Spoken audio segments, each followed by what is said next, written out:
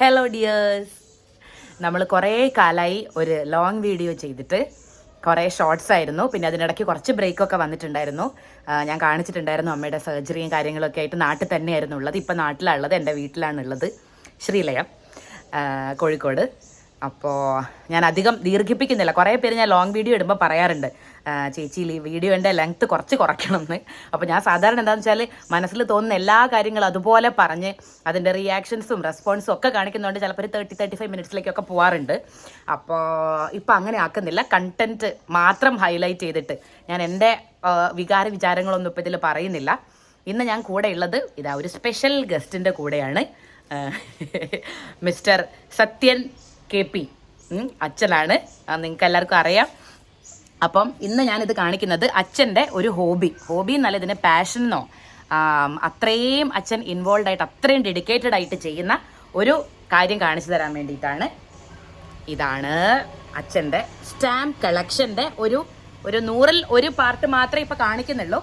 കാരണം ഇത് എന്താണെന്ന് വെച്ചാൽ ചിലപ്പം സ്റ്റാമ്പ് കളക്ഷനും കാര്യങ്ങളും ഒക്കെ ഇഷ്ടപ്പെട്ട കുട്ടികളും അല്ലെങ്കിൽ വലിയ ആൾക്കാരും ഒക്കെ ഉണ്ടാവും, എന്താണ് ഇത് ചെയ്യേണ്ടത്, ഇതെങ്ങനെയാണ് എന്നൊക്കെ അറിയാൻ ആഗ്രഹിക്കുന്ന ആൾക്കാരുണ്ടെങ്കിൽ നിങ്ങൾക്ക് ഇഷ്ടമാണ്. ഇതിൻ്റെ ഒരു റെസ്പോൺസ് അനുസരിച്ചിട്ട് ഇതിൻ്റെ പല പാർട്ടായിട്ട് അഡ്വാൻസ്ഡ് കാര്യങ്ങൾ പറയും. ഇതിപ്പോൾ ജസ്റ്റ് ഒരു ബേസിക് കാര്യങ്ങൾ മാത്രം. എന്താണ് സ്റ്റാമ്പ് കളക്ഷൻ, ഫിലാറ്റലി അല്ലേ, ഫിലാറ്റലിയാണ് സ്റ്റഡി അബൌട്ട് സ്റ്റാമ്പ്സ്. അപ്പം ഞാൻ അധികം ഒന്നും പറഞ്ഞ് കൊളാക്കുന്നില്ല, വിദഗ്ധോപദേശം നമുക്ക് തേടാം. Okay. Hello. Philately stamp collection നമ്മുടെ വിശ്രമ സമയം വിനിയോഗിക്കാൻ പറ്റിയ ഏറ്റവും നല്ലൊരു ഹോബിയാണ്. Hobby of kings and king of hobbies എന്നാണ് അറിയപ്പെടുന്നത്. കുട്ടികളിൽ വളരെയധികം ആരോഗ്യകരമായിട്ടുള്ള ഒട്ടേറെ ഗുണങ്ങൾ, കാഴ്ചപ്പാടുകൾ വളർത്തിയെടുക്കാൻ സഹായിക്കുന്നതാണ് ഫിലാറ്റലി. നമുക്ക് ഇപ്പം ഫിലാറ്റലി എങ്ങനെ ഇത് കളക്ട് ചെയ്യാം സ്റ്റാമ്പ്സ് എന്നുള്ളത് ഏറ്റവും എളുപ്പമായ മാർഗം ഫിലാറ്റലിക് ബ്യൂറോയിൽ നമുക്ക് ഒരു മെമ്പർഷിപ്പ് എടുത്താൽ മതി. ഒരു നിശ്ചിത സംഖ്യ അടച്ചു കഴിഞ്ഞാൽ നമുക്ക് എല്ലാ റിലീസിങ്ങും ആ സ്റ്റാമ്പുകൾ നമ്മുടെ വീട്ടിലെത്തും. പിന്നെ സുഹൃത്തുക്കൾ വഴിയും ബന്ധുക്കൾ വഴിയൊക്കെ ഞാൻ ഇതൊരു 10-50-55 വർഷമായി ആരംഭിച്ചിട്ട്. എന്നെ ഒരുപാട് സുഹൃത്തുക്കളും ബന്ധുക്കളും അച്ഛനും ഒക്കെ സഹായിച്ചിട്ടുണ്ട്. അപ്പം അങ്ങനെ ചെറിയ തോതിൽ തുടങ്ങി. പിന്നീടാണ് നമ്മൾ ഈ ബ്യൂറോയിനെ പറ്റിയും ഇതിൻ്റെ ഏജൻസിനെ പറ്റിയൊക്കെ അറിയുന്നത്. ക്ലബ്ബുകളുണ്ട്, ഞങ്ങൾക്കിവിടെ ഒരു കാലിക്കറ്റ് ഫിലാറ്റലി ക്ലബ്ബുണ്ട്. എല്ലാ മാസവും അവിടെ മീറ്റിംഗ് കൂടാറുണ്ട്. അപ്പോൾ ആനുകാലികമായിട്ടുള്ള ഒരുപാട് അറിവുകൾ നമ്മൾ പങ്കുവെക്കുകയും മറ്റ് ഫിലാറ്റലി ക്ലബ്ബ് എറണാകുളത്തും തിരുവനന്തപുരത്തും ഒക്കെ ഉണ്ട്, അവരൊക്കെ ആയിട്ട് ബന്ധപ്പെടുകയും എല്ലാ വർഷവും ഉണ്ടാകുന്ന എക്സിബിഷനിൽ പങ്കെടുക്കുകയും ചെയ്യാറുണ്ട്. ഓക്കെ. അപ്പം അച്ഛൻ 50 വർഷമായി. ഞാൻ ജനിച്ചപ്പോൾ മുതൽ ഞാനിത് കാണുന്നതാണ്. അപ്പം അന്നൊന്നും ഇതിൻ്റെ ഒരു എന്താ പറയുക സിഗ്നിഫിക്കൻസും കാര്യങ്ങളൊന്നും അറിയില്ല. ഇത് മുകളിൽ ഒരു കബേർഡിൽ നിറയുണ്ട്. ഞാൻ അച്ഛൻ്റെ അടുത്ത് പറഞ്ഞത് ഇന്നിപ്പം നമുക്ക് ഫസ്റ്റ് അച്ഛൻ തുടങ്ങിയാൽ നിർത്തൂല എന്ന് എനിക്കറിയാം. അപ്പം അതിൻ്റെ ഒരു ജസ്റ്റ് ചെറിയൊരു പാർട്ട് നിങ്ങൾക്ക് കാണിച്ചു തരാം. ഇതുപോലെയുള്ള ഒരു 10-15 ആൽബം എൻ്റെ കയ്യിലുണ്ട്. പല കാലങ്ങളിലായിട്ട് ഇതൊന്നും സീൽ ഇല്ലാത്തതല്ലേ, അതൊക്കെ പുതിയതാണ്. മിന്റ് സ്റ്റാമ്പ്സ് എന്ന് പറയും. നമ്മൾ ഉപയോഗിച്ചിട്ടില്ലാത്ത സ്റ്റാമ്പുകളാണ്. ഒരുപാട് രാജ്യങ്ങളിലെ സ്റ്റാമ്പുകളുണ്ട്. ഇത് മെയിൻലി ഇന്ത്യൻ സ്റ്റാമ്പ്സ് മാത്രമാണിത്. ഈ സ്റ്റാമ്പ് റിലീസ് ചെയ്യുന്ന അവസരത്തിൽ പലപ്പോഴും പല സ്റ്റാമ്പിൻ്റെയും കൂടെ ഒരു മിനിയേച്ചർ ഷീറ്റ് ഇറക്കാറുണ്ട്. എല്ലാ സ്റ്റാമ്പിൻ്റെയും കൂടെ ഇല്ല. അങ്ങനെയുള്ള മിനിയേച്ചർ സ്റ്റാമ്പ്സിൻ്റെ ഇന്നേ വരെയുള്ള മിനിയേച്ചർ സ്റ്റാമ്പ്സിൻ്റെ കളക്ഷനാണിത്. ഇതുവരെയുള്ളത് മുഴുവൻ അച്ഛൻ്റെ അടുത്തുണ്ട്. ഇതുവരെ ഇറക്കിയിട്ടുള്ള മുഴുവനും ഇതുവരെയുള്ള എല്ലാ മിനിയേച്ചർ ഷീറ്റ്സും 2 വോളിയൂംസ് ആയിട്ടാണ്. ഇതിൽ ഒന്നാമത്തേത് ഇറക്കിയിട്ടുള്ളത് അച്ഛൻ്റെ ഫോട്ടോ 51-ലാണ്. ഇത് മൈ സ്റ്റാമ്പ് എന്ന് പറയുന്നത് സ്റ്റാമ്പ് കളക്ഷനായിട്ട് ബന്ധപ്പെട്ട ആൾക്കാർക്കൊക്കെ അറിയാം. പക്ഷെ നിങ്ങൾക്കും ഇതുപോലെ നിങ്ങളുടേതായിട്ടുള്ള സ്റ്റാമ്പ് ബ്യൂറോയിൽ നിന്ന് പ്രിന്റ് ചെയ്ത് വാങ്ങാൻ പറ്റും. മറ്റ് സ്റ്റാമ്പുകളുടെ കൂട്ടത്തിലായിട്ട് നമുക്ക് സെലക്ട് ചെയ്യാൻ പറ്റുമോ? അതെ, നമുക്ക് അവിടെ സാധാരണ മൈ സ്റ്റാമ്പിന് വേണ്ടിക്കൊണ്ടുള്ള സ്റ്റാമ്പുകൾ ഇന്നതാണെന്ന് അവിടെ കാണിച്ചിട്ടുണ്ടാവും. സെലക്ട് ചെയ്യാം. ഇതാണ് ഫസ്റ്റ് ഇന്ത്യൻ ടെലഗ്രാഫ് സെഞ്ചുറിയുടെ സെൻറ്റിന് ഇറക്കിയിട്ടുള്ള സുവനീർ ഷീറ്റാണിത്. 1951.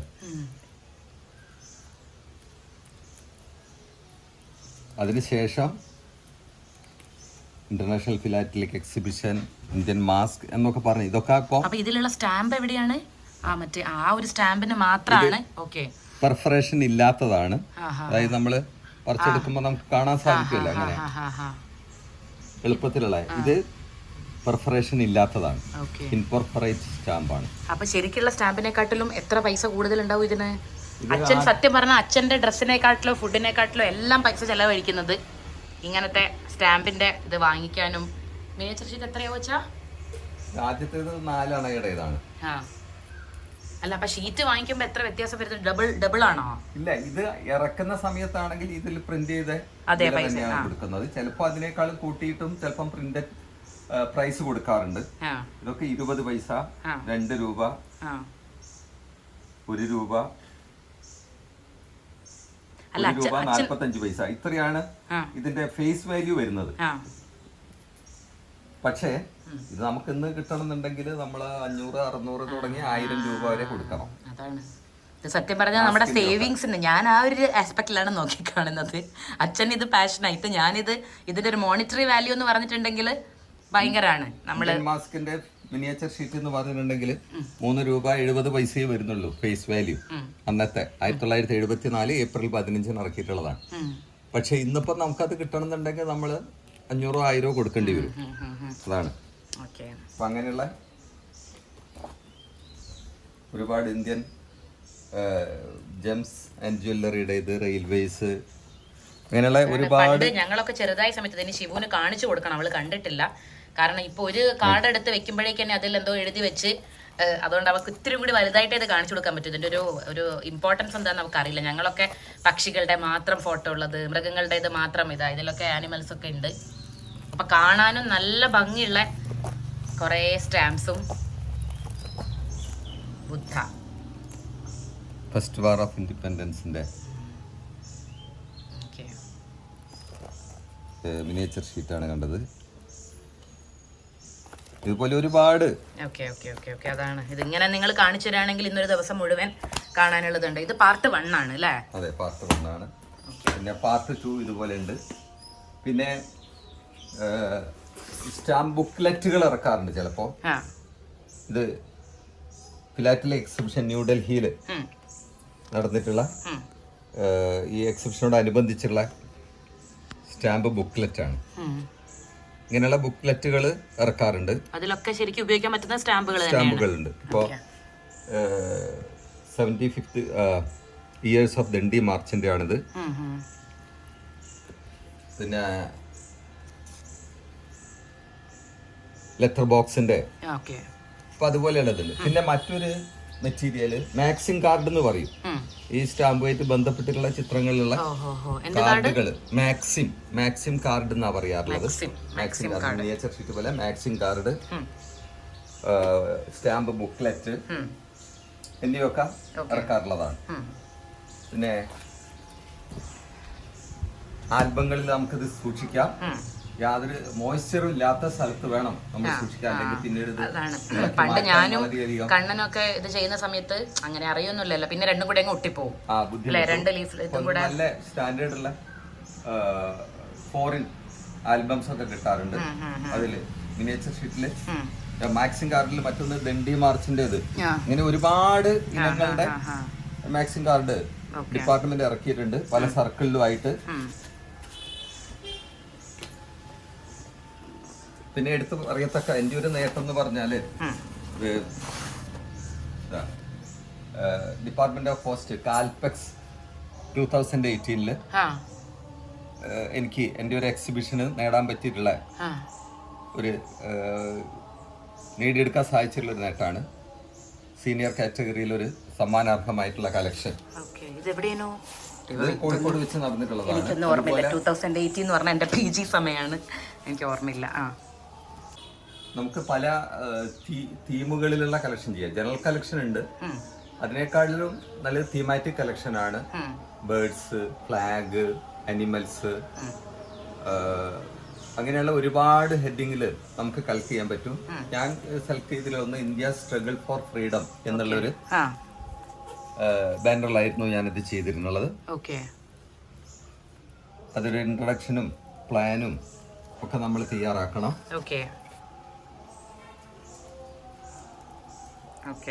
അതിലൊരു 15 ഇതിലായിട്ടല്ലേ? അതെ. Early resistance,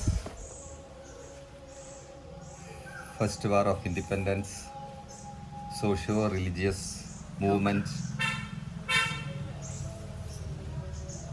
Congress early phase, Congress extremism, militant nationalism, role of literature, father of the nations, Gandhian followers, Netaji and INA, socialist group, women participation, India wins freedom. ഇതിപ്പോൾ അച്ഛൻ ഒരു history ടീച്ചറും കൂടി ആയതുകൊണ്ട് അച്ഛൻ ഇത് കറക്റ്റായിട്ട് അച്ഛൻ്റെ ഒരു താല്പര്യവും അതുകൊണ്ട് തന്നെയാണ്.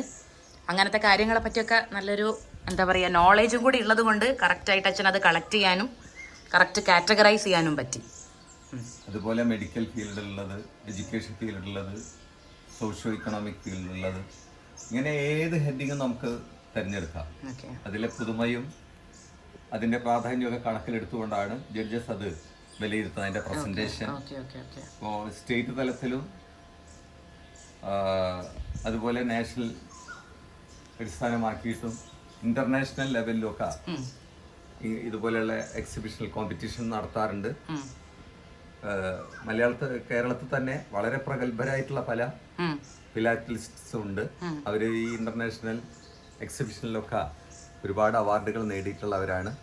അപ്പോൾ അവരൊക്കെ ആയിട്ടുള്ള പരിചയവും അവരുടെ ക്ലാസ്സുകളും ഒക്കെ നമുക്ക് സ്കൂളിലൊക്കെ സംഘടിപ്പിക്കുന്നത് കുട്ടികളിൽ ഈ താല്പര്യം ഉണർത്താനും നല്ലൊരു കാഴ്ചപ്പാട് അവരിൽ വളർത്തിയെടുക്കാനും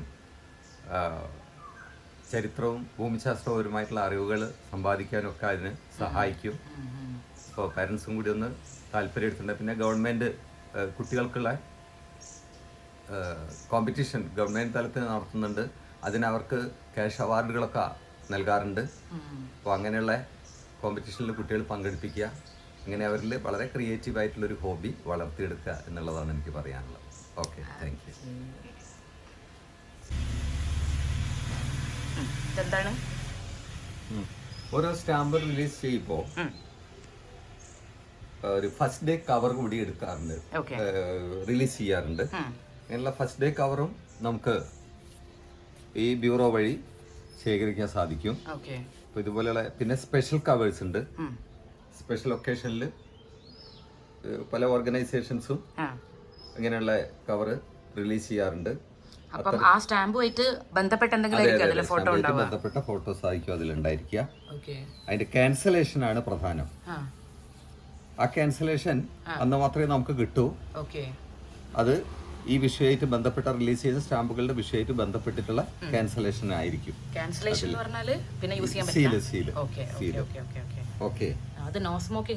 അതെ,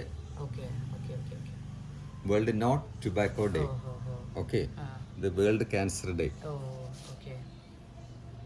Azadi ka Amrit Mahotsav, international day of yoga, the migrant workers of Mumbai, international women's day. അപ്പൊ അങ്ങനെയുള്ള ഫസ്റ്റ് ഡേ കവേഴ്സ്, പിന്നെ ബ്രോഷറുകൾ, ഇതുമായിട്ട് നമുക്ക് ഒരുപാട് വിവരങ്ങൾ നൽകുന്ന ബ്രോഷറുകളും ഇതിന്റെ കൂടെ റിലീസ് ചെയ്യാറുണ്ട്. അപ്പൊ അതിലൂടെ നമുക്ക് ഈ ബ്രോഷറിലൊക്കെ ഇതിനെപ്പറ്റി ഒരുപാട് അധിക വിവരങ്ങൾ അതിലുണ്ടായിരിക്കും. ഇതൊക്കെ നമ്മുടെ വിജ്ഞാനത്തെ വർദ്ധിപ്പിക്കാൻ ഉപകരിക്കുന്നതാണ്. അപ്പൊ അതും കൂടി കളക്ഷനിൽ ഉൾപ്പെടുത്തുന്നത് നല്ലതായിരിക്കും. അപ്പോൾ അടിപൊളി. അപ്പോൾ ഇതിൻ്റെ ഒരു ബേസിക് കാര്യം മാത്രമേ പറഞ്ഞിട്ടുള്ളൂ അച്ഛനിപ്പോൾ. ഞാൻ പറഞ്ഞതാണ് അച്ഛൻ്റെ അടുത്ത്. അച്ഛന് പറയാനാണെങ്കിൽ ഇഷ്ടം പോലെ പറയാനുണ്ട്, കാണിച്ചു തരാനാണെങ്കിലും നിങ്ങൾക്ക് കബേർഡിൽ ഇങ്ങനെ കുറേ സ്റ്റാമ്പ് ആൽബംസിലായിട്ടും ഫയലുകളിലായിട്ടും ഫോൾഡറിലായിട്ടും ഒക്കെ അച്ഛൻ വെച്ചിട്ടുണ്ട്. അപ്പം ഞാൻ നിങ്ങളുടെ ഒരു ഇൻട്രസ്റ്റ് അനുസരിച്ചിട്ട് കണ്ടിന്യൂ ചെയ്യാമെന്ന് വിചാരിച്ചിട്ടാണ്. അപ്പം അച്ഛൻ പറഞ്ഞതുപോലെ ഈ സ്റ്റുഡൻസ് ഇപ്പം നമ്മുടെ കമ്പ്യൂട്ടർ, ടാബ്, ടി വിക്കൊക്കെ ഇങ്ങനെ അഡിക്റ്റഡ് ആയിക്കൊണ്ടിരിക്കുന്ന ഈ ഒരു അവസരത്തിൽ ഇതുപോലെയുള്ള എന്തെങ്കിലും, സത്യം പറഞ്ഞാൽ പാരൻസ് പറഞ്ഞു കൊടുത്താൽ മാത്രമേ കുട്ടിക്ക് അറിയുള്ളൂ. പെട്ടെന്ന് കുട്ടിക്ക് ഫിലാറ്റിൽ എന്തോ ഒന്നും അറിയാത്ത ആൾക്കാർക്കൊന്നും അറിയില്ല. അപ്പോൾ അതുപോലെ ഇങ്ങനെയുള്ള കാര്യങ്ങളെ പറ്റിയിട്ടും ഹോബീനെ പറ്റിയിട്ടൊക്കെ അവർക്ക് പറഞ്ഞു കൊടുക്കുക. അവർക്ക് താല്പര്യം ഉണ്ടെങ്കിൽ അതിന് മോട്ടിവേറ്റ് ചെയ്യാം. അപ്പം ഇനിയിപ്പോൾ കുട്ടികൾ മാത്രമല്ല, ചിലപ്പോൾ വലിയ ആൾക്കാർക്കും എങ്ങനെയാണ് ഇതിലേക്ക് കടക്കേണ്ടതെന്ന് അറിയാത്ത ആൾക്കാരുണ്ടാവും. അപ്പോൾ അതിനുവേണ്ടി നിങ്ങൾക്ക് താല്പര്യം ഉണ്ടെങ്കിൽ തീർച്ചയായിട്ടും നിങ്ങൾ കമൻറ്റിൽ പോസ്റ്റ് ചെയ്യുക. എന്തൊക്കെയാണ് ഡൗട്ട് ഉണ്ട് എന്നുള്ളത് ചോദിച്ചിട്ടുണ്ടെങ്കിൽ അച്ഛൻ പറഞ്ഞു തരും. ഇനി അച്ഛന് പറയാൻ പറ്റാത്ത കാര്യങ്ങളാണെങ്കിൽ അച്ഛൻ ഇഷ്ടംപോലെ കോൺടാക്ട്സ് ഉണ്ട്, അങ്ങനെ നോക്കിയിട്ടും. പിന്നെ അച്ഛന് കോയിൻ കളക്ഷനും കൂടെ ഇപ്പം ജസ്റ്റ് സ്റ്റാർട്ട് ചെയ്യുന്നുണ്ട്. അത് ഞാൻ ഇപ്പം പറയുന്നില്ല, അടുത്ത എപ്പിസോഡിൽ. കാരണം അച്ഛൻ മുംബൈയിൽ എത്തിക്കഴിഞ്ഞിട്ടുണ്ടെങ്കിൽ ഞങ്ങളുടെ വീട്ടിലേക്ക് വരുന്നതിനെക്കാട്ടിലും ആദ്യം അച്ഛന് പോകാൻ താല്പര്യം RBIയിലേക്കാണ്, റിസർവ് ബാങ്ക് ഓഫ് ഇന്ത്യയിൽ. അവിടെ പോയിട്ട് അച്ഛൻ രാവിലെ മുതൽ വൈകുന്നേരം വരെ ഇരുന്ന് അവിടെ നിന്ന് ഡിസ്കഷനും കളക്ഷനും കാര്യങ്ങളൊക്കെയാണ്. അപ്പോൾ അത് നിങ്ങളുടെ ഒരു ഇൻട്രസ്റ്റ് അനുസരിച്ചിട്ട്, കാരണം നിങ്ങൾക്ക് താല്പര്യം ഇല്ലെങ്കിൽ ഇത് മുഴുവൻ ഞാൻ പറഞ്ഞിട്ട് കാര്യമില്ല, അല്ലെ അച്ഛൻ എക്സ്പ്ലെയിൻ ചെയ്തിട്ട് കാര്യമില്ല. അപ്പോൾ നിങ്ങൾക്ക് താല്പര്യമുള്ളതാണെങ്കിൽ കൂടുതൽ ഡീറ്റെയിൽസ് ആയിട്ട് അടുത്തൊരു എപ്പിസോഡിൽ നമുക്ക് കാണാം. ബൈ.